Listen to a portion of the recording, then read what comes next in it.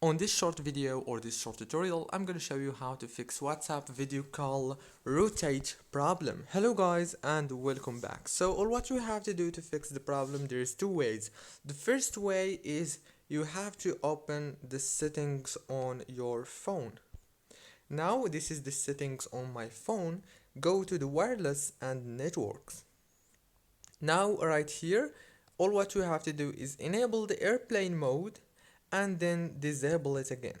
After that, go back. This is the first way.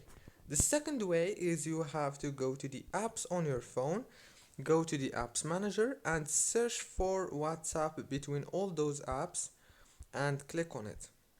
After you click on it, now you have to do one thing. Just go to the notifications management, make sure all notifications are enabled, go back and click here on force stop. Don't forget to like, subscribe, and thank you so much for watching.